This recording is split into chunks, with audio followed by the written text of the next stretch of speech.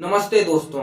क्या आपने जानने की कोशिश की है कि हम इस दुनिया में क्यों आए हैं और क्या करने आए हैं।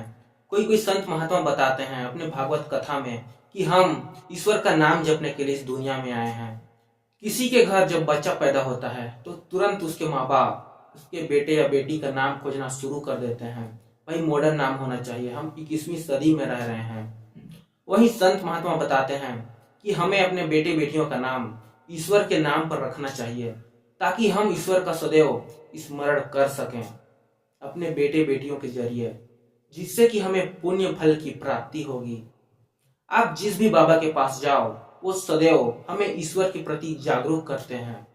वो कभी हमें अपनी जिंदगी में क्या करना है क्या नहीं करना है ये सब का ज्ञान नहीं देते, बस हमें ईश्वर की भक्ति करना सिखाते हैं। ईश्वर की भक्ति करोगे तो तुम्हें मोक्ष की प्राप्ति होगी। लेकिन हम इस दुनिया में आ ही गए हैं तो हमें अपनी जिंदगी का गुजर बसर करने के लिए कुछ तो करना होगा।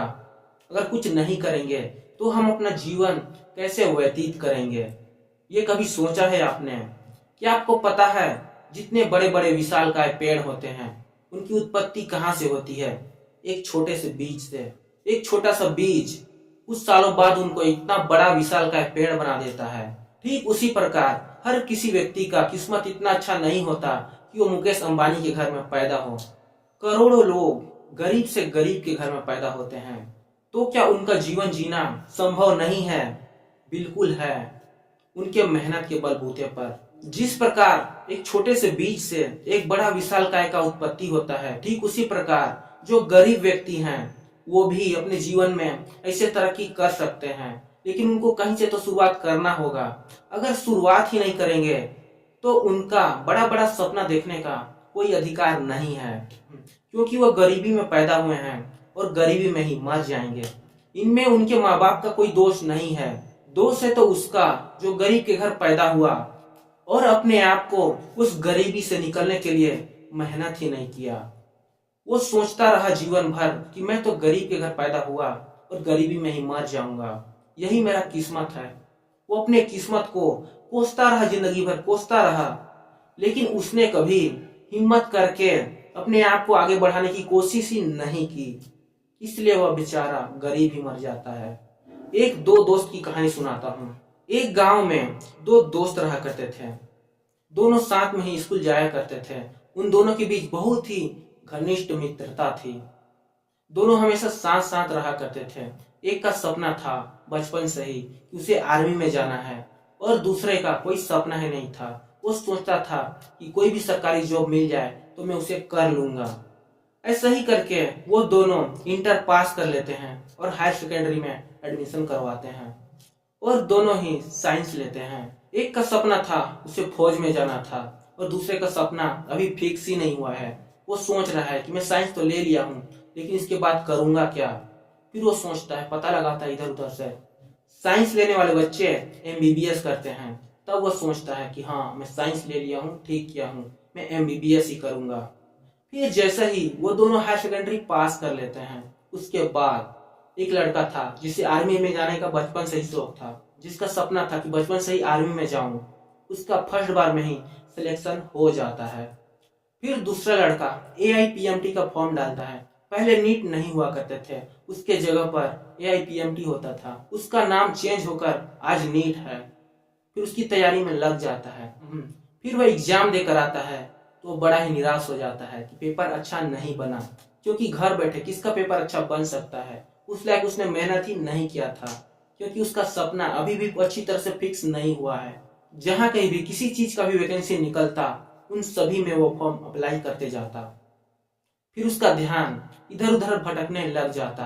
वो सोचता कभी मैं ये बनूंगा कभी वो बनूंगा, ऐसे ही करते करते वो घर का ना घाट का नहीं रहता है। फिर वह कॉलेज में एडमिशन करवाता है, फिर वह ग्रेजुएशन कर लेता है। फिर वो सोचता है, अरे यार मैंने तो ग्रेजुएशन कर लिया, अब किस जॉब के लिए अप्लाई करूं। फिर वह कहीं से पता लगाता है कि ग्रेजुएशन करने के बाद सिविल सर्विस के लिए फॉर्म अप्लाई कर सकते हैं। तब वह बंदा खुश हो जाता है, फिर उसी का फॉर्म भरता है, फिर उसका तैयारी करना शुरू कर देता है। फिर वह 2 दिन तैयारी किया, 3 दिन तैयारी किया, उसके बाद इधर उधर घूमना फिरना होते रहा उसका।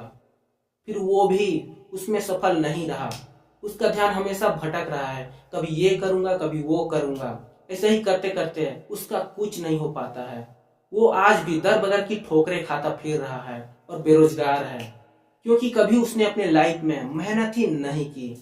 फॉर्म भर देने से एग्जाम थोड़ी ना निकल जाएगा, उसके लिए मेहनत चाहिए, जो कि उस बंदे में नहीं था।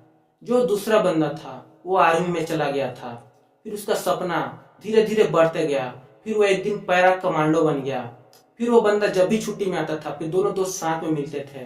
फिर जो बेरोजगार लड़का उसको बोलता था, अरे यार तेरा तो एक ही बार में सिलेक्शन हो गया और मैं आज भी बेरोजगार भटकता फिर रहा हूँ, मेरे पास मोबाइल रिचार्ज के भी पैसे नहीं हैं, तेरा तो आसानी से लग गया।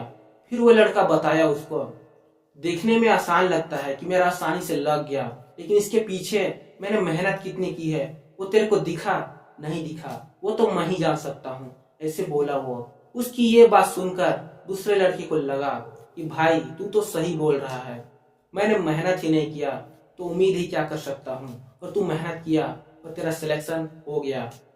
तो जिंदगी में एक बात याद रखना, जो मेहनत करता है उसका फल उसको जरूर मिलता है। ये नहीं कि मैं गरीब के घर पैदा हुआ तो मुझे जीने का कोई हक नहीं है।